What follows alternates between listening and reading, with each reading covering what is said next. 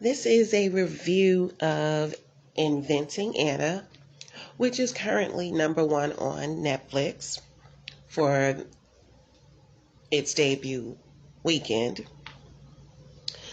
So, Inventing Anna is produced by Shondaland, and it stars Julia Garner as Anna Delvey and Anna Chomsky as the reporter, who they renamed Vivian Kent. This is a limited series told in 9 episodes. And, at first, so when I watched the first 3 episodes, I was wondering why it was 9 episodes. Each episode focuses on one character in Anna's web. And then it was starting to feel like clickbait the way each episode was told, because it almost was like they were dragging out one lie after another told by Anna, but some episodes were a little more juicy than others. So, by the end of it, I was okay with the 9 episodes, but it at times it did feel like certain episodes were not needed, and then certain episodes were kind of dull.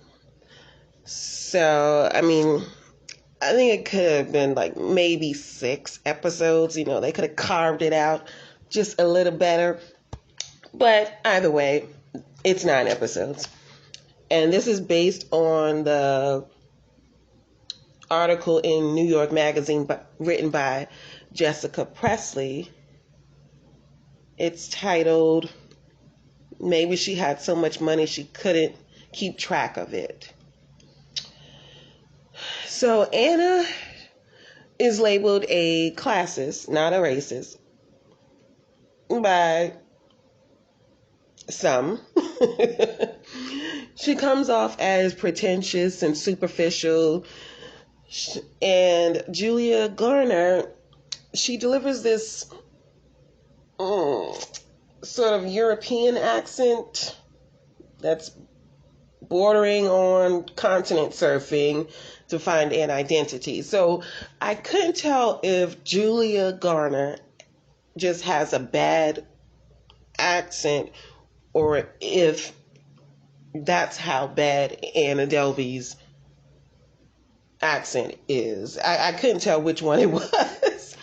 But when I was reading other reviews, some people did comment on the accent and said it's just, I think they were crediting Julia Garner as having a bad accent. So I'm not quite sure. I don't know what the real Anna Delvey sounds like, but the accent was distracting at times, and it definitely doesn't sound natural. I'll say that.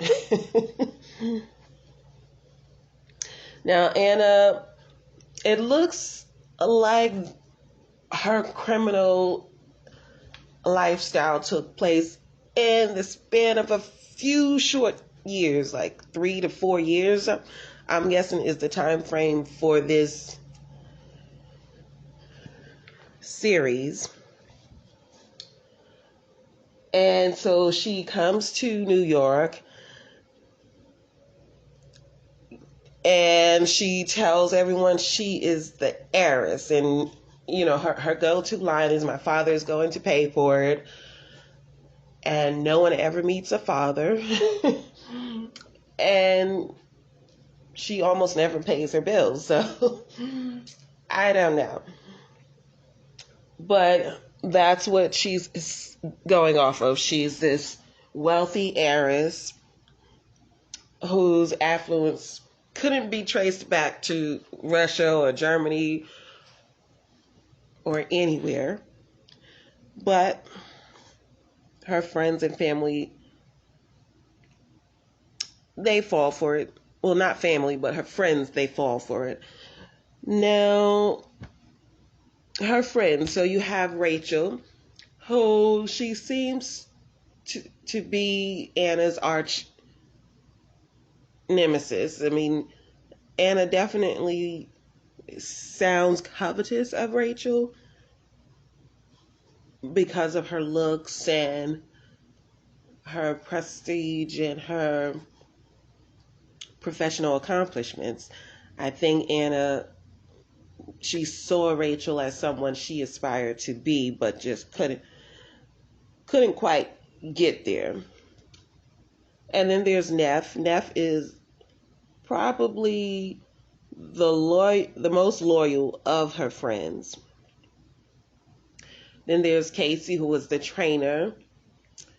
She's not as close, I would say. She's not as close a friend, but she definitely played a role in Anna's life during that time period.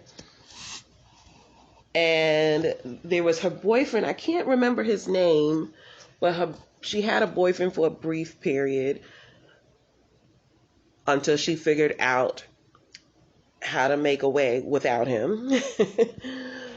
So those are the main people. And you get the feeling that she got away with stuff because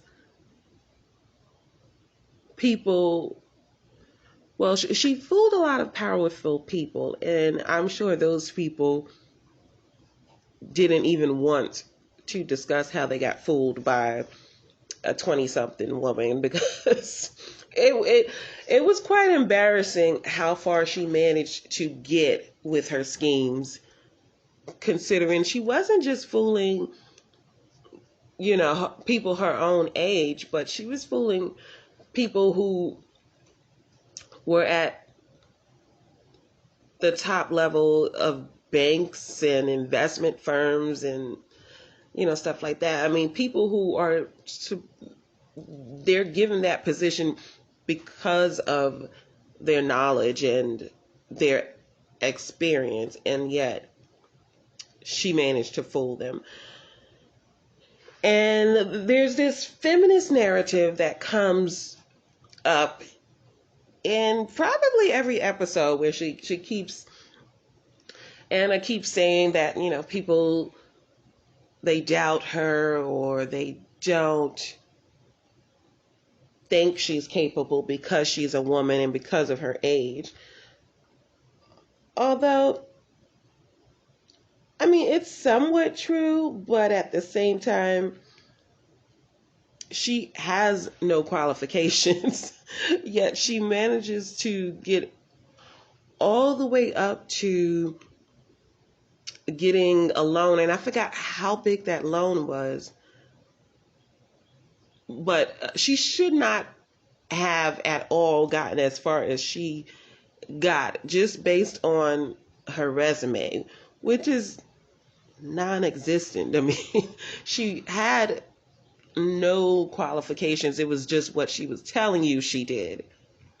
But I couldn't see any qualifications. But she kept trying to act like she was every woman, and women should be offended by how she was treated. And that narrative was rather weak, in my opinion, because at the end of the day, she didn't have qualifications. It wasn't like she had qualifications and then they were telling her no because she's a woman. She had no qualifications to do what she was trying to do, which was start this Anna Delvey Foundation in New York City. But nonetheless, she was that ambitious. So overall, I think the story was told well. It is a Shondaland production, so you do see her influence in this series. But like I said, there were certain episodes that we could have done without. It does pick back up, I would say, around episode 7. So episodes 7 through 9 are really good.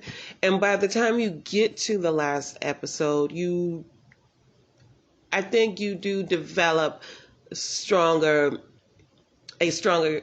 connection to Anna, even though she deserves what she gets. But I think if it would have been told in fewer episodes, you probably would have been more icy in your in your opinion of her. I mean, they do go back and tell her backstory, where she came from, and they show her family. But in the end, she gets what she deserves. But you have some feelings for her, and I think that's a testament to Shondaland. So, should it have been fewer episodes? Yes. But at the same time, it was told pretty well. And I give it an overall B rating. Or I guess that would be like maybe 4 stars, right? 4 out of 5. But it's worth checking out. It is #1 on Netflix right now, and I would give it a go if you like those things that I mentioned. And the cast does a really great job. They didn't use a lot of, in my opinion, known actors, which I think was great. The actor who played the lawyer, Todd, he did a really great job. And like I said, they each get to tell their story in one episode. Like it focuses on one specific person, and then it shows them in episode 9. It shows where they went after that situation. So, yes, I enjoyed it. I thought it was a great limited series. It kind of gave me Olivia Pope vibes at times, but overall, it's worth checking out. Okay, those are my thoughts.